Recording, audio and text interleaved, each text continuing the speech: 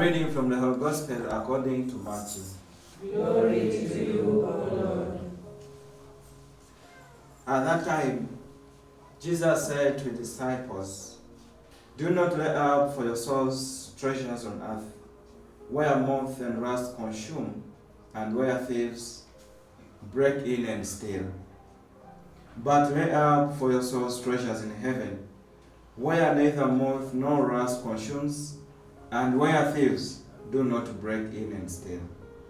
For where your treasure is, there will your heart also be. The eye is the lamp of the body. So if your eye is sound, your whole body will be full of light. But if your eye is not sound, your whole body will be full of darkness. If then the light in you is darkness, how great is the darkness?" This is the gospel of the Lord. Praise to you, Lord Jesus Christ. So there was a farmer who was exceptionally getting good harvest year in and year out. And his barns were overflowing. So this man, looking at his wealth, he said to himself, "I will put this one down and then I build a bigger one.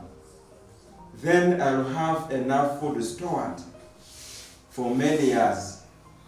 Then I can relax, I can eat, I can drink, and I can enjoy life." For years, he worked tirelessly to achieve his dream. And he was always occupied, always thinking about increasing his wealth. And he rarely attended church. He rarely helped the poor and had little time for prayer. His heart was only fixed on his possessions. So one day, after inspecting his barn, the new one that had built, he suffered a heart attack and he died. The following day, his family stood around his coffin, and the barns were still full. The money was still in the bank, and the land was ready across the horizon.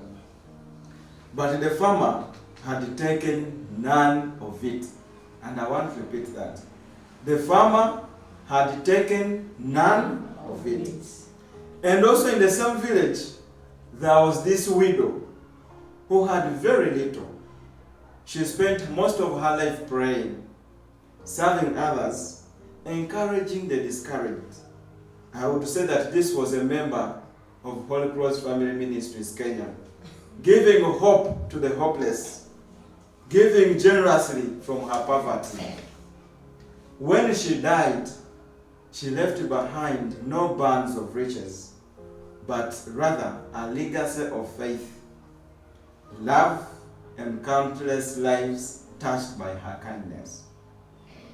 It is so sad that oftentimes where our treasure is, where our efforts is, where our energies are, these are things that can be lost, that can be destroyed, and then even when we die, we can't take anything.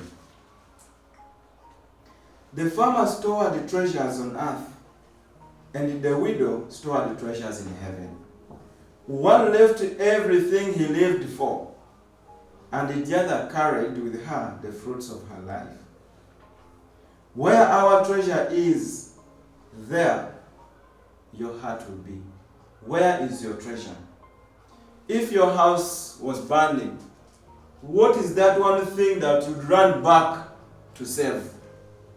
Could it be the Bible? Could it be your documents? Could it be your clothes? Could it be your iPhone? Jesus says in the gospel of today that the eye is the lamp of the body. When our spiritual vision is clouded by sin and worldly desires, darkness enters our lives.